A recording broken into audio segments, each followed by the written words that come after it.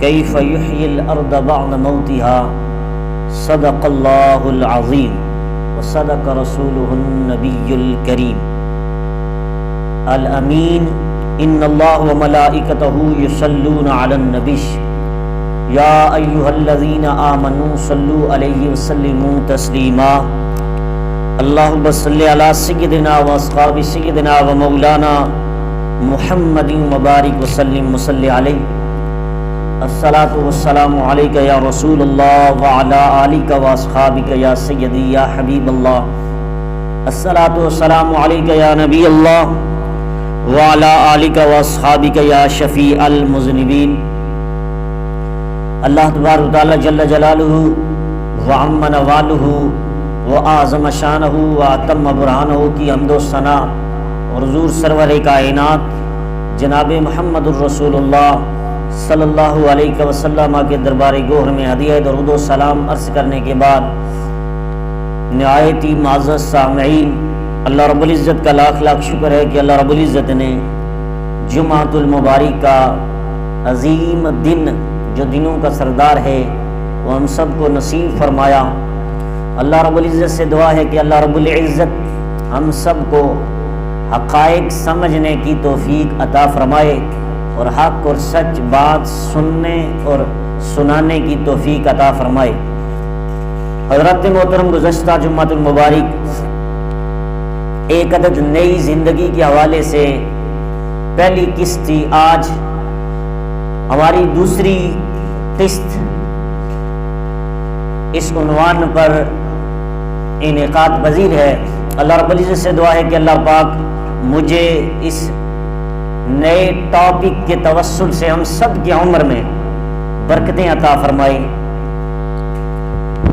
حضرت محترم، گزشتہ جمعۃ المبارک پہلے نمبر پر نئی زندگی کے حوالے سے جو حدیث بیان کی گئی تھی اس کے لحاظ سے اللہ تبارک تعالیٰ کے فضل و کرم سے ہمیں یہ سعادت حاصل ہے کہ ہم شروع سے اللہ تبارک تعالیٰ کی توحید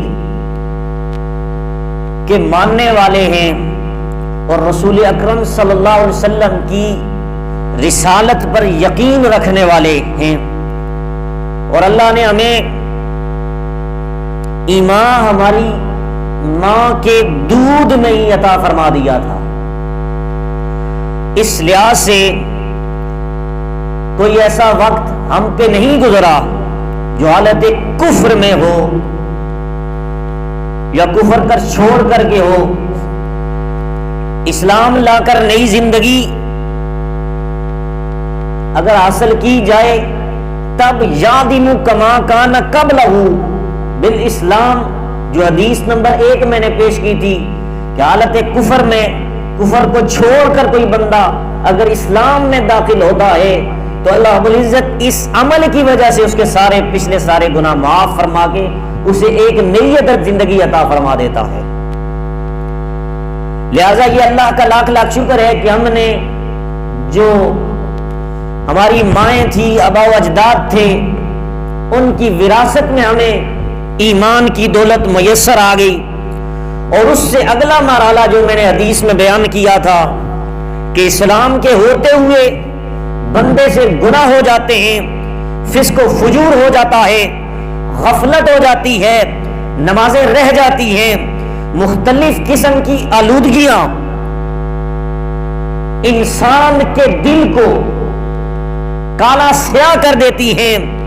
جس وقت ان تمام گناہوں کو بندہ چھوڑ دیتا ہے اور توبہ کرتا ہے تو انسان کا دل آئینے کی طرح صاف ہو جاتا ہے اور اللہ تبارک تعالیٰ اس بندے کو نئی زندگی عطا فرما دیتا ہے۔ پھر اس کے بعد ایک اور حدیث ان الہجرۃ یادم کما کان قبلہ، کہ جس نے ہجرت کی اللہ رب العزت نے ہجرت کی وجہ سے اسے نئی زندگی عطا فرما دی۔ تو یاد رکھیے اس کا بھی موقع اگر میسر آئے تو بندے کو ثواب ملتا ہے، لیکن اس معاملے میں بھی ہم معذور ہیں. کیوں کہ جس طرح ہم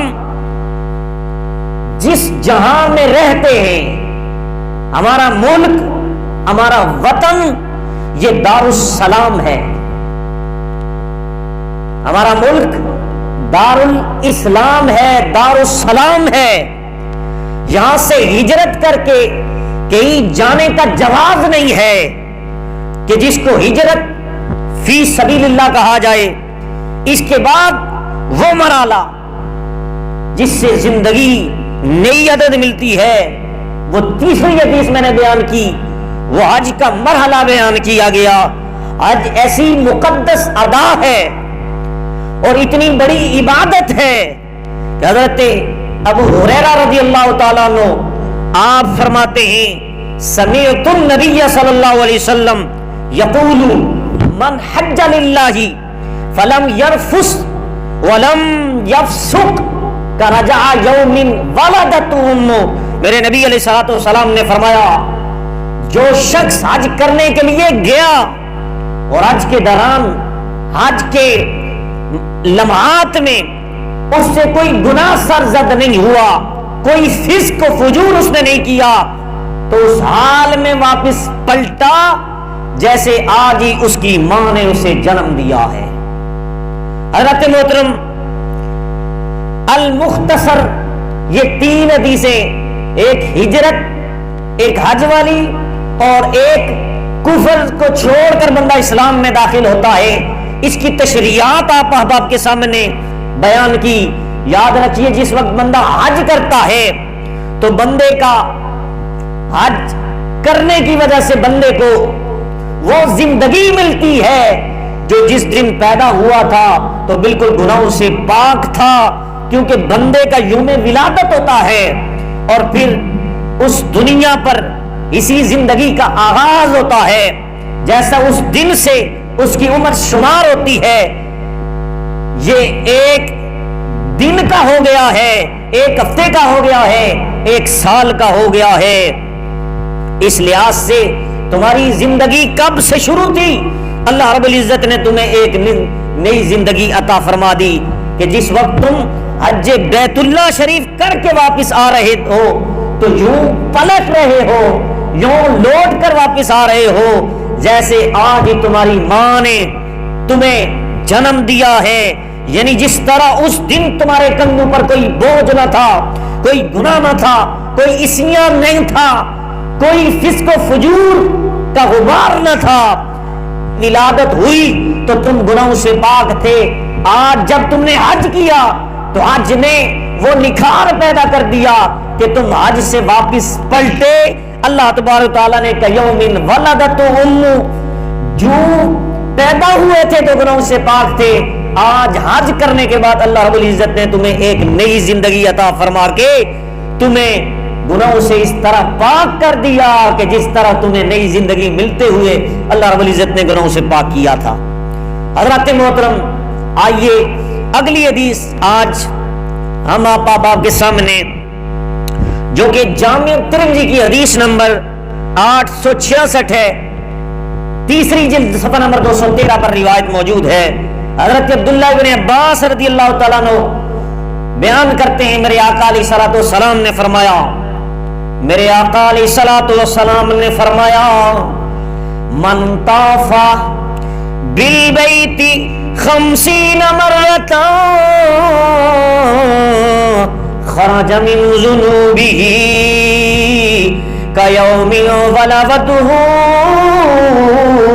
امه. میرے آقا علیہ الصلوۃ والسلام کا فرمان سیدنا عبداللہ ابن عباس بیان فرماتے ہیں، لوگوں میرے آقا نے بیان فرمایا جس شخص نے بھی 50 مرتبہ 50 مرتبہ کعبے کے ارد گرد جب طواف کیا، یعنی کہ حج کے سوا عمرے کے سوا صرف طواف کیا، بیت اللہ شریف کا 50 مرتبہ جس نے طواف کیا، لوگوں میرے نبی نے فرمایا خرج من ذنوبہ کیوم ولدتہ امہ، اس کے جسم سے گناہ جڑ گئے اور گناہوں سے وہ باہر نکل آیا، اس گویا کہ اس نے کوئی گناہ کیا ہوا نہیں تھا۔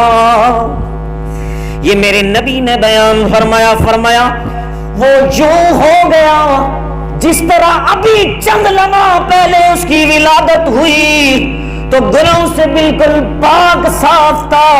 اللہ رب العزت نے 50 طواف کرنے کی وجہ سے اس کو گناہوں سے بالکل ایسے ہی پاک کر دیا ہے۔ پتہ چلا یعنی کہ ایک انسان نے بیت اللہ شریف کے گرد 50 مرتبہ چکر لگائے۔ طواف کا معنی ہے لغوی معنی چکر لگانا، ارد گرد چکر لگانا۔ تو جس شخص نے بھی 50 مرتبہ طواف کیا تو اللہ رب العزت نے اس کو نئی زندگی کا نیا پراسس عطا کر دیا، اس کو ایک نئی زندگی مل گئی۔ پورا حج تو اپنی جگہ رہا، پورا عمرہ اپنی جگہ رہا، فقط صرف عمرے کے ایک رکن اور حج کے ایک رکن جو طواف کعبہ ہے وہ اس نے کیا۔ اللہ رب العزت نے اس کعبۃ اللہ کے ارد گرد چکر لگانے کی وجہ سے اس کو گناہوں سے ایسے پاک کر دیا، میرے رب نے اسے ایک عدد نئی زندگی عطا فرما دی۔ تو پتہ یہ چلا جس شخص نے طواف کر لیا 50 مرتبہ، میرے رب نے اسے گناہوں سے اس طرح پاک کر دیا کہ جس طرح ابھی اس کی ماں نے اسے جنا ہے۔ اگلی حدیث، یہ حدیث بھی سنن نسائی کے اندر موجود ہے۔ میرے نبی علیہ الصلوۃ والسلام نے اس حدیث کو بھی بیان کیا۔ یہ حدیث سنن نسائی شریف کے اندر انٹرنیشنل نمبر کے مطابق 633 اس حدیث کا نمبر ہے۔ سنن نسائی کی دوسری جلد صفحہ نمبر 34 پر روایت موجود ہے۔ سنیے نہ، یاد رکھیے، مسلمانوں کا پہلا بیت اللہ شریف، پہلا قبلہ جو تھا مسلمانوں کا وہ بیت المقدس تھا۔ آج وہاں یہودیوں نے قبضہ کر رکھا ہے۔ اللہ کی بارگاہ میں دعا کرتے ہیں کہ اللہ رب العزت اس بیت المقدس میں مسلمانوں کو وہی عبادت کرنے کی توفیق عطا فرمائے، اور مقبوضہ جگہ جس جگہ پر یہودیوں نے آج قبضہ کیا ہوا ہے، اللہ رب العزت سے دعا کرتے ہیں اللہ رب العزت وہاں کا قبضہ چھڑا کر اسی طرح پرانے دور میں کئی صدیوں پہلے جس طرح مسلمانوں کا قبضہ تھا بیت المقدس پر، اللہ تبارک تعالیٰ ہماری دعا قبول کر کے ہمیں وہ لمحہ بھی عطا فرما دے۔ اب یہ دوسری روایت بیت المقدس کے حوالے سے، وہ تو طواف کے بارے میں تھی کہ آج بیت اللہ شریف جو ثانیہ ہے، دوسرا مسلمانوں کا قبلہ ہے، اس کے ارد گرد 50 طواف کرنے والے کی جو روایت پیش کی ہے، اس سے تو بندے کے گناہ جھڑ جاتے ہیں، بندے کو ایک نئی عدد زندگی مل جاتی ہے۔ ذرا لوگوں تصور کرو، پہلے والا جو بیت المقدس ہے اس میں ایک عمل کرنے کی وجہ سے اللہ تبارک تعالیٰ پھر وہی بہار عطا کر دیتا ہے، وہی نئی ایک عدد زندگی عطا فرما دیتا ہے کہ جس طرح ابھی اس کی ماں نے اسے جنا ہے۔ وہ روایت کیا ہے سنیے، سنن نسائی شریف کے اندر حدیث نمبر 833 ہے۔ حضرت عبداللہ بن عمر رضی اللہ تعالیٰ عنہ بیان کرتے ہیں کہ میرے آقا کریم علیہ السلام نے جناب سلیمان علیہ السلام کا تذکرہ بیان فرمایا۔ میرے نبی نے پہلے والے نبی سلیمان علیہ السلام کا تذکرہ بیان کرتے ہوئے یوں ارشاد فرمایا، فرماتے ہیں لما بنا بیت المقدسی، جب سلیمان علیہ السلام نے بیت المقدس کو تعمیر کیا، اس کی تعمیر مکمل ہوئی، اس کا تعمیر کا پروسیس مکمل اختتام پذیر ہوا تو انہوں نے اللہ کی بارگاہ میں کیا کیا؟ آپ کو پتہ ہے جب کوئی نیک عمل ہم کلیئر کر دیتے ہیں، کوئی بھی نیک کام کرتے ہیں اس کے بعد دعا کرتے ہیں، یہ نبیوں کی سنت ہے۔ کوئی بھی نیک کام اس وقت کے نبی جب کرتے تھے بعد میں رب کی بارگاہ میں دعائے برکت بھی کیا کرتے تھے۔ جناب سلیمان علیہ السلام نے جب تعمیر کعبہ کا کام کلیئر کر لیا بعد میں رب کی بارگاہ میں ہاتھ اٹھا کر میرے نبی نے فرمایا سال اللہ عز وجل خلالا ثلاثا، 3 دعائیں میرے رب سے مانگی ہیں۔ کتنی دعائیں؟ جب بیت المقدس مقام تعمیر کر دیا گیا رب کی بارگاہ میں عرض کی اے رب ذوالجلال، میں نے تیرا گھر مسلمانوں کا قبلہ ہے جو انسانوں کا قبلہ ہے، جو فرشتوں کا قبلہ بنایا گیا تھا، میں نے اب دوبارہ اس کی تعمیر کو کلیئر کیا، اب تیری بارگاہ میں 3 دعائیں مانگ رہا ہوں۔ فرمایا وہ مجھے 3 دعائیں میری قبول فرما لے اور وہ مجھے 3 چیزیں عطا فرما دے۔ کتنی چیزیں؟ 3 چیزیں۔ پہلی کیا چیز مانگی ذرا یاد رکھیے، وہ اللہ کے نبی سلیمان علیہ السلام تھے۔ میرے نبی نے فرمایا جناب سلیمان علیہ السلام نے رب کی بارگاہ سے تعمیر بیت المقدس کے بعد پہلی چیز رب سے جو دعا میں مانگی وہ کیا ہے؟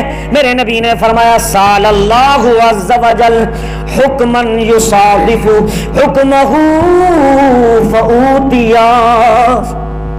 پہلی دعا یہ مانگی اے اللہ مجھے قوت فیصلہ عطا فرما، فیصلہ کرنے والا بنا، مجھے قاضی بنا اور مجھے ایسا قاضی بنا۔ میرے نبی فرماتے ہیں سلیمان علیہ السلام نے عرض کی مجھے قوت فیصلہ عطا فرما، جو بھی میں فیصلہ کروں وہ تیری شان کے مطابق ہو، تیری رضا کے مطابق ہو، اور ایسا فیصلہ نہ کروں جس سے تو ناراض ہو جائے۔ کہا مجھے ایسے قوت فیصلہ کرنے کی طاقت عطا فرما، مجھے ایسا قاضی بنا کہ جب میں فیصلے کرنے لگوں جس میں تیری رضا شامل ہو، تیری ناراضگی نہ شامل ہو۔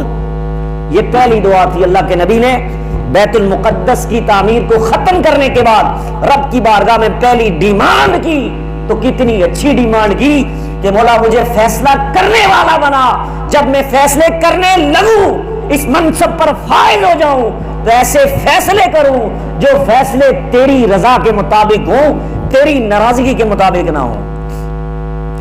فرمایا مجھے اس انداز سے فیصلہ کرنے والا بناؤ، میری قوت فیصلہ بڑی منفرد قوت ہو، مجھے فیصلہ کرتے وقت کوئی غلطی نہ لگے، میں ہوں وہی فیصلے کروں جو تیری رضا کے مطابق ہوں، جو تیرے تحت شدہ، جو تیری تقدیر کے تحت شدہ فیصلے ہوں، مجھے اس انداز میں قوت فیصلہ عطا فرما۔ تو اللہ تبارک و تعالیٰ نے جناب سلیمان علیہ السلام کو یہ شان عطا فرما دی، رب نے آپ کو قوت فیصلہ کی شان عطا فرما دی۔ چنانچہ جب بھی وہ فیصلے کرتے اللہ کی رضا کے مطابق فیصلے کیا کرتے تھے۔ اور دوسری دعا جناب سلیمان علیہ السلام نے دوسری دعا کی وَسَأَلَ اللَّهُ ثَالِثُ مُلْكًا لَا يَنبَغِي لِأَحَدٍ مِّن بَعْدِهِ فَأُوتِيَهُ یا رب العالمین۔ دوسری دعا یہ میں تیری بارگاہ میں دعا کرتا ہوں، مجھے ایسی حکومت عطا فرما، مجھے ایسی بادشاہت عطا فرما کہ ایسی بادشاہ تو نے کسی پہلے کو بھی نہ عطا کی ہو، نہ بعد میں عطا کرے۔ کہا ایسی حکومت عطا فرما، ایسی بادشاہت عطا فرما، اور مجھے اس طرح کا چیف منسٹر بنا کہ اس سے پہلے بھی ایسا کوئی چیف منسٹر نہ بنا ہو، نہ بعد میں کوئی چیف منسٹر بنا ہو۔ اللہ رب العزت نے چنانچہ سلیمان علیہ السلام کو ایسی ہی حکومت عطا فرما دی کہ آپ کی حکومت عوام پر بھی تھی، جنات پر تھی، اور سارے انسانوں پر بھی تھی، چرند و پرند پر بھی تھی، اللہ کی ساری مخلوقات پر میرے رب ذوالجلال نے سلیمان علیہ السلام کو وزارت عظمیٰ عطا فرما دی۔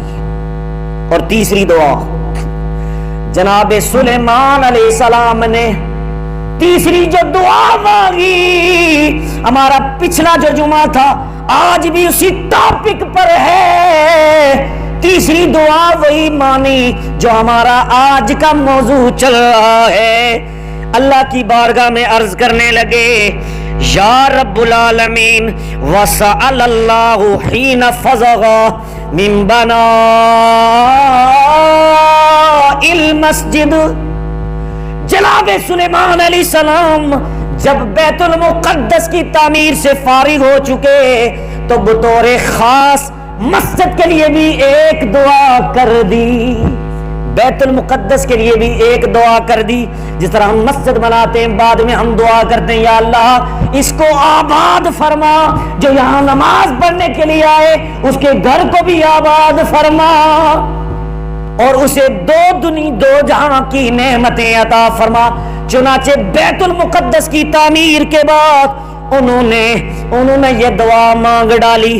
وہ مسجد اقصی بیت المقدس جو تھی وہ مسجد اقصی ہے، اور مسجد اقصی وہ مسجد اقصی ہے جہاں پر 1.25 لاکھ نبیوں نے میرے نبی کے پیچھے معراج کی رات نماز پڑھی تھی۔ یہ وہ مقدس جگہ ہے جہاں پر میرے نبی کی وہ اونٹنی جس پر میرے نبی سیر کرنے کے لیے زمینی راستے سے چل کر وہاں گئے تھے، آج وہاں پر یہودیوں کا تسلط ہے، اور مسلم امہ اس کو دیکھنے اور اس کی زیارت کے لیے ترستی رہتی ہے۔ اللہ تبارک تعالیٰ وہ دن لائے کہ وہ مسجد مسلمانوں کے لیے کھول دی جائے، اور امت کے بیٹے اسی طرح اس میں نماز ادا کریں۔ جب نماز ادا کریں تو وہی اللہ رب العزت ثواب عطا فرما دے جو جناب سلیمان علیہ السلام نے آخری دعا مانگ کر رب کی بارگاہ سے مانگا تھا۔ وہ دعا کیا تھی سلیمان علیہ السلام کی؟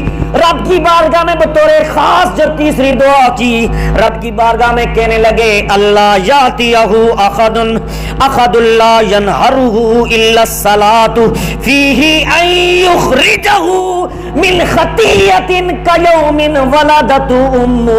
میرے نبی علیہ السلام فرمانے لگے، جناب سلیمان علیہ السلام نے سنن نسائی کے اندر حدیث نمبر 633 ہے میرے نبی کی حدیث، حضرت سلیمان علیہ السلام نے تیسری دعا کی، جو بندہ بھی مسجد اقصی کے اندر بیت المقدس کے اندر آ کر فقط ایک نماز پڑھنے کے لیے آئے تو میرے نبی علیہ السلام نے فرمایا، خواہ وہ دنیا کے کسی دور کے مقام سے آئے، قریب سے آئے، درمیان سے آئے، جہاں سے صرف ایک نماز پڑھنے کے لیے آئے، اللہ رب العزت کی بارگاہ میں سلیمان علیہ السلام دعا کرتے ہیں، اے اللہ خرج من المسجد، جب وہ مسجد اقصی بیت المقدس سے باہر نکلے تو اس کے سارے جسم سے تو گناہ معاف کر ڈالے، اور اسے ایسا کر دے کہ یوم ولدت امہ، وہ ایسے پیدا ہوا جس طرح چند لمحہ پہلے اس کی ماں نے اسے جنم دیا ہے، کہا اسے بھی اللہ رب العزت ایک نئی زندگی عطا فرما دے۔ حضرات محترم، یہ مسجد اقصی کی فضیلت ہے، اللہ رب العزت نے یہ بھی سلیمان علیہ السلام کی دعا قبول فرما دی۔ اللہ رب العزت نے وعدہ کر لیا کہ اے میرے سلیمان، میرے پیغمبر، تو نے جو 3 دعائیں مانگی تھی میں نے تیری 3 کی 3 دعائیں رد نہیں کی، قبول کر دی۔ قیامت تک جو بھی دور دراز سے قریب سے جہاں سے بھی چل کر ایک نماز پڑھنے کے لیے آئے گا، میں اسے ایک نئی زندگی عطا کر دوں گا، ایک نئی زندگی عطا کر دوں گا۔ آئیے اگلا تقریباً 7ویں حدیث پڑھ رہا ہوں، ایک عدد نئی زندگی کے حوالے سے۔ میرے آقا علیہ الصلوۃ والسلام نے فرمایا انسان کو گھر بیٹھے ہوئے بھی وہ تو اللہ کا گھر تھا جہاں پر ایک نماز پڑھی گئی تھی مسجد اقصی۔ آؤ ذرا گھر کے اندر کچھ ایسے عمل ہیں، کچھ ایسے اعمال ہیں جب بندہ کر لیتا ہے ان عمل کی وجہ سے بھی اللہ تبارک تعالیٰ بندے کے سارے گناہ معاف اس طرح کر دیتا ہے جس طرح ابھی اس کی ماں نے اسے جنم دیا ہے، اسے ایک عدد نئی زندگی مل جاتی ہے۔ سنیے میرے مصطفیٰ کریم علیہ الصلوۃ والسلام نے فرمایا، صحیح بخاری کی حدیث نمبر 38 ہے، حدیث نمبر 38 انٹرنیشنل نمبر کے مطابق میرے نبی نے فرمایا من صام رمضانا ایمانا و احتسابا غفر له ما تقدم من ذنبک۔ میرے نبی نے فرمایا او میری امت، جس نے بھی رمضان کے اپنے گھر کے اندر روزے رکھے، چاہے مشرق میں ہو، مغرب میں ہو، جنوب میں ہو، شمال میں ہو، فقط اللہ کی رضا کے لیے حالت ایمان میں روزے رکھے، حالت پتہ یہ چلا روزے بھی رکھے تو عقیدہ ٹھیک ہوگا تو رب کی بارگاہ میں قبول ہوں گے۔ ایمان عقیدے کو کہتے ہیں، اس لیے جب تک بندے کا عقیدہ ٹھیک نہیں ہے ہزاروں رمضان کے روزے رکھ دے رب سارے اس کے منہ پہ مار دے گا، ساری عبادت اور ریاضت اس وقت تک قبول نہیں ہوتی جب تک بندے کا ایمان کامل نہیں ہوتا، عقیدہ ٹھیک نہیں ہوتا۔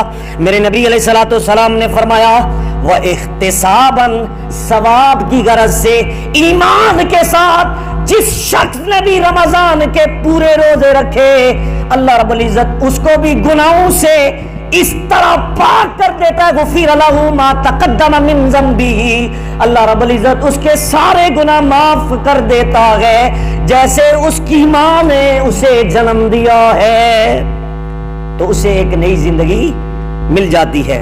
اب یہ تو رمضان کے روزے ہیں کہ پورے وہ روزے رکھے تو اللہ رب العزت اسے ثواب عطا فرما دے، 30 روزے، 29 روزے، 28 روزے یہ رکھے پورے مہینے کے، تب اس کو اللہ رب العزت ایک نئی زندگی عطا فرما دیتا ہے۔ لیکن اگلی حدیث سنیں گے تو مچل جائیں گے۔ میرے نبی علیہ الصلوۃ والسلام نے المعجم الاوسط کے اندر حدیث نمبر 8622 ہے، میرے نبی نے فرمایا من صام رمضانا واتبعه ستا من شوال خرج من ذنوبه كيوم ولدته امه۔ جو بھی حدیث میں پڑھوں گا آخر کے اندر لفظ آئے گا كيوم ولدته امه، یہ عمل کرنے کی وجہ سے اللہ تبارک تعالیٰ اسے نئی زندگی عطا فرما دے گا۔ یہ تقریباً 8ویں حدیث پیش کر رہا ہوں، اس کے اندر بھی یا تو لفظ آئے گا خرج من خطیئتہ، گناہوں سے نکل لیا، یا لفظ آئے گا کیوم ولدتہ امہ، جس طرح بھی اس کی ماں نے اسے جنم دیا۔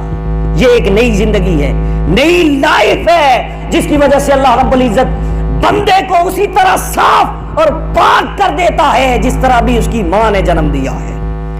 اس حدیث کے اندر جو میں نے المعجم الاوسط کی پڑھی، میرے نبی علیہ الصلوۃ والسلام نے فرمایا جس بندے نے رمضان کے روزے رکھنے کے بعد شوال کے 6 روزے رکھے اللہ تبارک تعالیٰ اسے بھی گناہوں سے اس طرح پاک کر دے گا جس طرح اس کی ماں نے اسے جنم دیا۔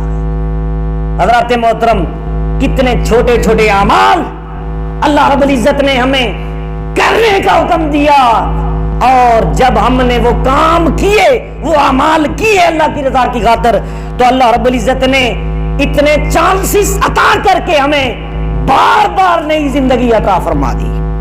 اور تم دوبارہ ہرے بھرے ہونا چاہتے ہو، دوبارہ یہ چاہتے ہو کہ تمہیں پاک صاف کر دیا جائے، گناہوں سے پاک کر دیا جائے، رب بار بار ایسے عمل بتا بتا کے بندوں کو جنت کی طرف لے جانا چاہتا ہے۔ یہ میرے رب کا ان بندوں کے ساتھ پیار ہے۔ آگے میرے رب نے بندوں کے لیے مزید آسانیاں بیان کی. یہ اللہ کا ابر کرم ہے اور جو ہر وقت بندے پر برستا رہتا ہے. رب کا فضل ہے کہ اللہ رب العزت نے ایک لمحہ بھی ہمیں ایسی زندگی عطا نہیں فرمائی جو حالت کفر میں ہو. اللہ رب العزت نے ایمان کی حالت میں زندگی عطا فرما کے ہمیں ہر نیک عمل کی وجہ سے نئی زندگی عطا فرما دی. حضرات محترم آگے چلیے. کچھ چھوٹے چھوٹے اور اعمال ہیں چھوٹے چھوٹے جن کی وجہ سے اللہ رب العزت بندے کو نئی زندگی عطا فرما دیتا ہے. سنیے یہ حدیث پاک جامع ترمذی کے اندر حدیث موجود ہے. حدیث نمبر 3233 ہے انٹرنیشنل نمبر کے مطابق. میرے نبی علیہ الصلوۃ والسلام نے کیا فرمایا؟ میرے نبی علیہ الصلوۃ والسلام جب معراج کی رتیا میرے رب کی بارگاہ میں رب کا دیدار کر رہے ہیں تو میرے نبی علیہ الصلوۃ والسلام کو جب رب کا دیدار ہوا میرے رب نے پوچھا فیما یختصم الاعلی. میرے نبی نے فرمایا فیما یختصم الملأ الاعلی. اے محبوب میرے پیارے مصطفیٰ آپ یہ بتاؤ یہ ملأ اعلی اس وقت کیا کر رہے ہیں؟ یہ رب نے سوال کیا میرے نبی سے. اے میرے پیارے محبوب تو میرا دیدار کرنے کے لیے آیا ذرا یہ تو بتا یہ ملأ اعلی کیا کر رہے ہیں؟ میرے نبی علیہ الصلوۃ والسلام نے فرمایا لا اے اللہ میں نہیں جانتا. اس سے یہ پتہ نہیں چلتا کہ میرے نبی کو پتہ نہیں تھا. پتہ تو تھا تبھی پتہ چل گیا جب میرے نبی کے دونوں کندھوں کے درمیان میرے رب نے ہاتھ رکھا دیدار کے وقت جب میرا رب مصطفیٰ سے مل رہا تھا. تو حدیث کے اندر لفظ موجود ہے فَعَلِمْتُ مَا فِي السَّمَاوَاتِ وَالْأَرْضِ. زمین و آسمان میں جو چیز کسی کو پتہ نہ تھی وہ سب کچھ مجھے پتہ چل گئی. تو پتہ تو تھا لیکن یہ ادب کا تقاضا تھا. جب کوئی بڑا بندہ کسی چھوٹے سے پوچھے او یار تینوں پتہ ہے یا کہ نہیں, چھوٹا بندہ کہتا ہے ہاں مینوں نہیں پتہ. یہ ادب کے تقاضے ہوا کرتے ہیں. یاد رکھیے اسی ادب کا تقاضا ملحوظ رکھتے ہوئے اللہ کے نبی نے رب کی بارگاہ میں کہہ دیا یا اللہ مجھے نہیں پتا یہ ملأ الاعلی یہ کیا کر رہے ہیں. رب نے اپنا دست قدرت جب میرے دونوں کندھوں کے درمیان رکھا تو میں نے ٹھنڈک محسوس کی. یہ میرے نبی نے فرمایا فَعَلِمْتُ مَا فِي السَّمَاوَاتِ وَالْأَرْضِ. پھر اس کے بعد کیا ہوا فرمایا زمین و آسمان کے جتنے علوم تھے میرے اندر آ گئے, میں نے سب کچھ جان لیا. اللہ نے پھر سوال کر دیا, دوبارہ سوال کیا, فرمایا اب بتا فرشتے آپس میں کیا کہہ رہے ہیں. ملأ الاعلی یہ فرشتے ہیں یہ آپس میں کیا کہہ رہے ہیں. اب سرکار نے جواب دیا کیونکہ رب کی عطا سے جب علم آ جائے ہر بندہ یہ اقرار کرتا ہے, ہمارا بھی یہ عقیدہ ہے نبی رب کے بتانے کے بغیر نہیں جانتا, جب بتاتا ہے تو ہم جاننے کا عقیدہ رکھتے ہیں. پتہ یہ چلا جو رب کی عطا سے حضور کا علم مانے وہ مسلمان ہے, جو رب کی عطا سے نہ مانے وہ بے ایمان ہے. رب کی عطا سے ہم مانتے ہیں تو اس لیے جب رب نے عطا کر دیا میرے نبی کو پتہ چل گیا. میرے نبی علیہ الصلوۃ والسلام نے جواب دیا. میرے نبی نے فرمایا فی الکفارات, فرمایا یہ آپس میں جو فرشتے جھگڑا کر رہے ہیں آپس میں ملاقات کر رہے ہیں ڈسکس کر رہے ہیں میں بتاتا ہوں یہ کیا کر رہے ہیں. میرے نبی نے فرمایا وہ اعمال کے بارے میں بحث کر رہے ہیں. اب سرکار نے جب جواب دیا فرمایا یعنی گنہگار ہو چکا تھا بندہ اور گناہوں سے جھک رہا تھا اور گٹھریاں بری باری ہو گئی تھی, کندھے تھک چکے تھے. وہ کون سا عمل ہے جس کی وجہ سے جب بندے نے وہ عمل کیا تو اس کی وجہ سے یہ فرشتے جھگڑا کر رہے ہیں. اللہ تبارک تعالیٰ نے سارے گناہ اس بندے کے صاف کر دیے. وہ کیا چیزیں, پھر اس کی وضاحت کے ساتھ میرے نبی نے جواب دیا. فرمایا وہ کیا چیزیں ہیں جن سے گناہ جڑ جاتے ہیں. میرے نبی علیہ الصلوۃ والسلام نے فرمایا یہ فرشتے آپس میں سوچ بچار کر رہے ہیں کیا وجہ ہے؟ ابھی بندہ گناہوں کی گٹھڑی سر پہ رکھی ہوئی تھی، گناہوں سے یہ لبریز تھا، کون سا عمل کر لیا جس کی وجہ سے اللہ نے اس کے سارے گناہ معاف کر دیے؟ یہ فرشتے اس وجہ سے جھگڑا کر رہے ہیں۔ تو میرے نبی علیہ السلام نے فرمایا وہ کیا عمل ہے کہ بندے کر رہے تھے تو بندوں کے گناہ نکل گئے اور فرشتے آپس میں بحث کر رہے تھے۔ میرے نبی علیہ السلام نے فرمایا المکسو فی المساجد بعد الصلوات۔ میرے نبی علیہ السلام نے فرمایا نماز پڑھ کے مسجد میں بیٹھے رہنا، نماز پڑھنے کے بعد مسجد میں بیٹھے رہنا، یہ ایسا عمل ہے کہ بندہ اگلی گناہ کا، اب اگلی نماز کا انتظار کرتا رہے، نماز کے بعد اگلی نماز کا انتظار کرتا رہے۔ جب تک وہ انتظار اگلی نماز تک کرتا رہتا ہے، اللہ تبارک تعالیٰ اگلی نماز تک اس کے سارے گناہ معاف کر دیتا ہے۔ یہ نماز کی برکت ہے کہ آپ نماز کے لیے بیٹھے اور اگلی نماز کا انتظار کیا کہ ہم دوسری نماز بھی پڑھ کر جائیں گے۔ اللہ تبارک تعالیٰ نے اس عمل کی وجہ سے تمہارے گناہ سارے، اس کو کفارات کہتے ہیں کہ اللہ تبارک تعالیٰ نے اس عمل کی وجہ سے ایسا ان اعمال کو کفارہ بنا دیا کہ سارے گناہ مٹا دیے۔ اگلا میرے نبی نے لفظ استعمال کیا، فرمایا ایک تو یہ ایک نماز سے دوسری نماز تک انتظار کرنا گناہوں کے لیے کفارہ بنا، سارے گناہ مٹ گئے۔ اور دوسرا میرے نبی نے فرمایا والمشی علی الاقدام الی الجماعت۔ میرے نبی نے فرمایا جو بندہ پیدل چل کر قدموں کے ساتھ جماعت میں جا کر شریک ہوا، اللہ رب العزت نے اس عمل کی وجہ سے اس کے سارے گناہ معاف کر دیے۔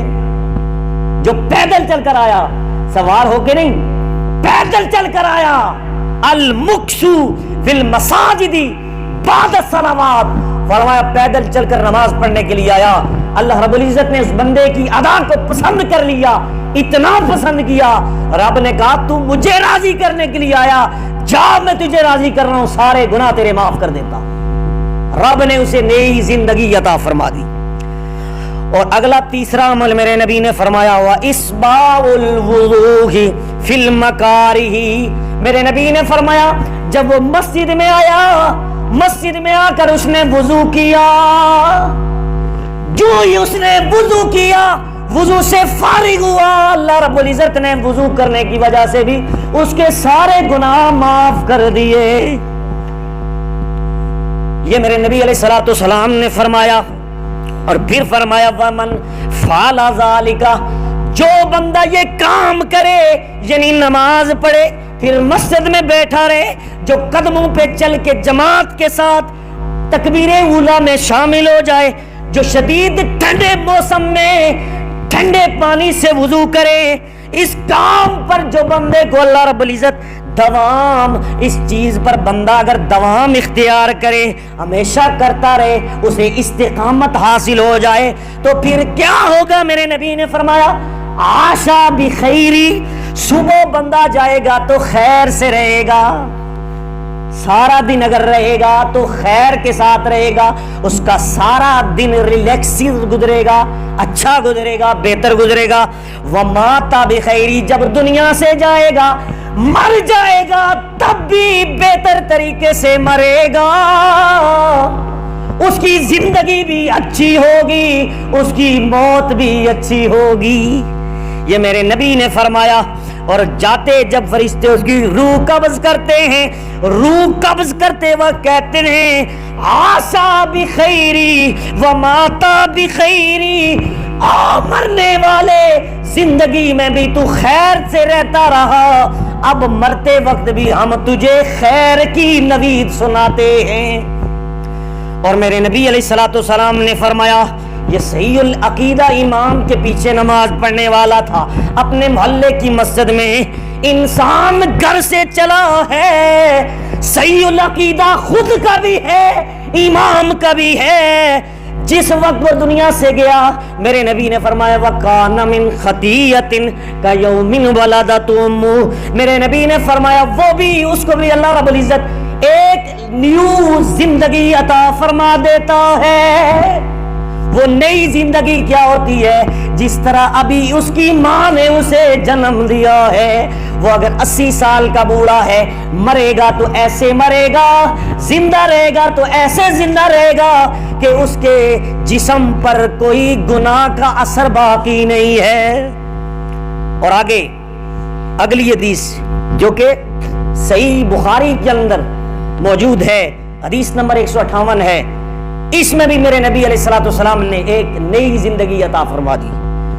میرے نبی علیہ الصلوۃ والسلام نے فرمایا، صحابہ کرام وضو فرما رہے تھے میرے نبی کے غلام، تو میرے نبی علیہ الصلوۃ والسلام نے ارشاد فرمایا من توضا نحو وضوئی ھذا ثم صلی رکعتین فی لا یحدث فیہما نفسہ غفر لہ ما تقدم من ذنبہ۔ یہ میرے نبی علیہ الصلوۃ والسلام نے فرمایا، اے میرے صحابہ، تم جو وضو کر رہے ہو اچھے طریقے سے وضو کرو، یعنی میرے طریقے کے مطابق، میری سنت کے مطابق۔ فرمایا عام امتی کا وضو نبی علیہ الصلوۃ والسلام کے وضو کے برابر نہیں ہو سکتا، اور آپ کا وضو کا مقام ہمارے وضو کا مقام اور ہے۔ آپ نے فرمایا جو وضو کے اندر ترتیب ہے اسی ترتیب سے وضو کرنا، یہ میری سنت ہے۔ فرمایا میرے طریقے کے مطابق جس نے وضو کیا، اور وضو کرنے کے بعد ثم صلی رکعتین، وضو کے بعد تحیۃ الوضو، وضو کے بعد 2 رکعتیں اس نے مسجد میں پڑھی، لا یحدث فیہما نفسا، اس نے اپنے سے بھی کوئی بات نہ کی، کسی اور سے کوئی بحث نہ کی، وضو کرنے کے بعد 2 رکعتیں پڑھی، چپ چاپ بیٹھ کر صرف اللہ کی رضا میں لگ گیا۔ میرے نبی علیہ الصلوۃ والسلام نے فرمایا اس نے کوئی خیال نہ کیا، کسی سے گفتگو نہ کی، اس عمل کی وجہ سے اللہ رب العزت غفر لہ ما تقدم من ذنبی، اس عمل کی وجہ سے بھی اللہ تبارک تعالیٰ اسے ایک نئی زندگی عطا فرما دے گا۔ ایک نئی زندگی یعنی بندے کو سارے گناہوں سے پاک کر دے گا۔ آگے چلیے، میرے نبی علیہ الصلوۃ والسلام نے فرمایا، یہ حدیث مسند ابی یعلا کے اندر موجود ہے، حدیث نمبر 249 ہے۔ میرے نبی علیہ الصلوۃ والسلام نے فرمایا من قام استقلت الشمس فاحسن الوضوء فصلى ركعتين غفر له خطاؤه فكان كما ولدته امه۔ میرے نبی علیہ الصلوۃ والسلام نے فرمایا جس وقت سورج باہر نکل جائے، طلوع ہونے کے بعد باہر نکل جائے اور چمکنا شروع کر دے، مکروہ وقت ختم ہو جائے۔ مکروہ 3 وقت ہیں، کون سے؟ طلوع آفتاب، دوسرا استوى علی العرش، جب سورج بالکل درمیان میں ہو، دونوں ٹائم غروب اور آفتاب کے طلوع اور آفتاب کے غروب ہونے کے درمیانی جو ٹائم ہے، اس ٹائم کے اندر آپ نے سورج دیکھنا ہے، وہ آپ کا سردیوں اور گرمیوں کا وقت استوى علی العرش، یہ جو ہے یہ مکروہ ٹائم ہے۔ اس ٹائم کے اندر اگر وہ بندہ نماز نہ پڑھے تو میرے نبی علیہ الصلوۃ والسلام نے فرمایا اس کے 20 منٹ بعد جو نماز پڑھے، فرمایا فاحسن الوضوء، اچھے طریقے سے وضو کرے، ثم قام، پھر وہ کھڑا ہو جائے اور کھڑے ہو کر کرے فصلی رکعتین، 2 رکعت نماز نفل پڑھے، تو اللہ تبارک تعالیٰ 2 رکعت نماز نفل پڑھنے کی وجہ سے بھی اس کو اللہ رب العزت گناہوں سے ایسے پاک کر دے گا کہ جس طرح ابھی اس کی ماں نے اسے جنم دیا۔ فرمایا اسے بھی ایک نئی زندگی اللہ تبارک تعالیٰ عطا فرما دے گا۔ آئیے پھر بندہ بشر ہے، اس کو بیماری بھی لگتی ہے، یہ بیمار بھی ہوتا ہے، آؤ اللہ رب العزت نے بیماریوں کے اندر بھی اللہ رب العزت نے ہمیں نئی زندگی عطا فرمائی۔ کیسے؟ سنیے، الموجم الکبیر حدیث نمبر 7152، میرے نبی علیہ الصلوۃ والسلام کے صحابی حضرت شداد رضی اللہ تعالیٰ عنہ بیان کرتے ہیں، نبی علیہ الصلوۃ والسلام نے فرمایا ان اللہ عز وجل یقول اذا ابتلیت عبدا من عبادی، میرے نبی علیہ الصلوۃ والسلام نے فرمایا اللہ تبارک تعالیٰ جب بندے کو کسی بیماری میں مبتلا کرتا ہے، کسی بیماری میں مبتلا کرتا ہے، من عباد مومنا، وہ بیماری کسی مومن کو لگتی ہے، بد عقیدہ کو نہیں، ایمان والے کو لگتی ہے جس کا عقیدہ ٹھیک ہوتا ہے۔ تو میرے نبی علیہ الصلوۃ والسلام نے فرمایا مومن کو جب بیماری لگتی ہے تو بیمار ہو کر وہ بندہ آیا ہی نہیں کرتا، اوے مجھ پر ظلم ہو گیا، میں ہی بیمار ہونے کے لیے ملا تھا رب کو اور کوئی نہیں ملا تھا، اس طرح وہ ویلا نہ کرے اور اللہ کی بارگاہ میں ناشکری نہ کرے اور اللہ کی بارگاہ میں وہ یہ گلہ نہ کرے۔ تو میرے نبی علیہ الصلوۃ والسلام نے فرمایا فحمدنی علی ما ابتلیت، اس حال میں وہ بندہ اللہ کی حمد و ثنا بیان کرتا رہے، مولا تیرا شکر ہے جس حال میں تو نے مجھے بیماری عطا کی۔ فرمایا وہ کہتا ہے اللہ تیری مرضی، جسم بھی تیرا۔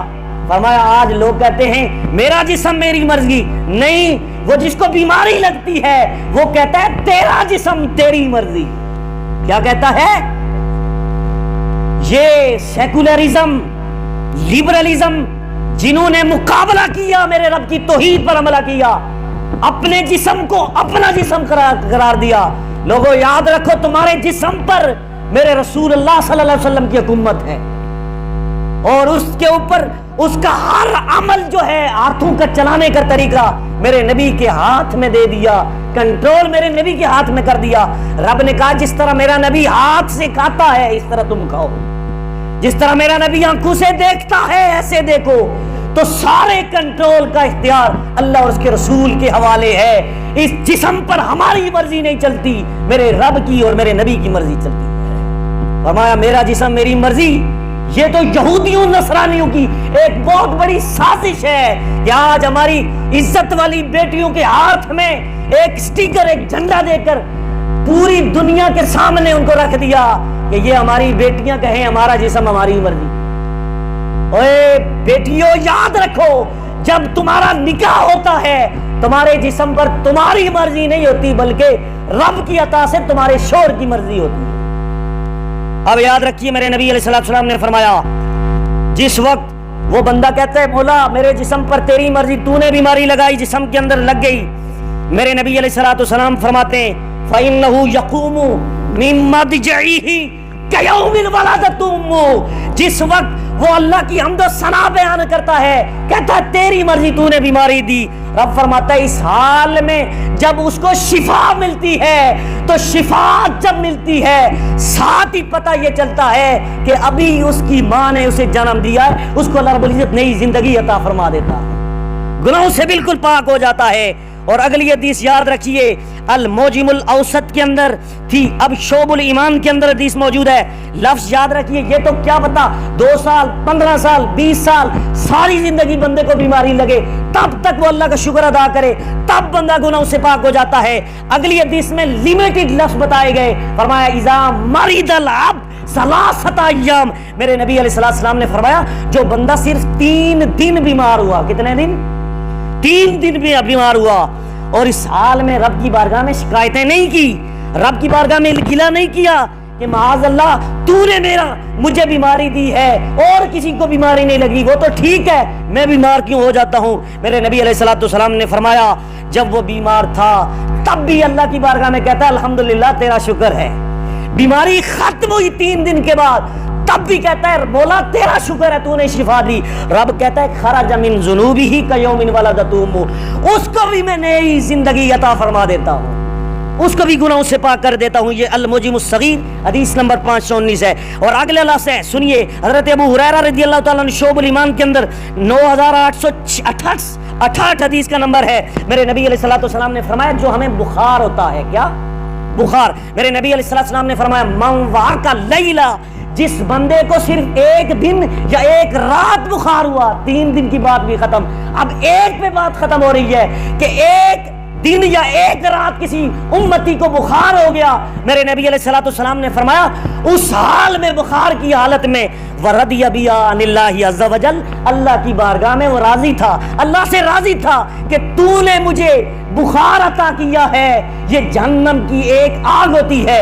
فرمایا اس حال میں جب وہ رب کی شان بیان کرتا ہے، رب کی ثنا بیان کرتا ہے، شکر ادا کرتا ہے، راضی ہوتا ہے، خرج من ذنوبہ کہیئۃ یوم ولدتہ امہ، وہ بھی اس طرح گناہوں سے پاک ہو جاتا ہے جس طرح ابھی اس کی ماں نے جنم لیا۔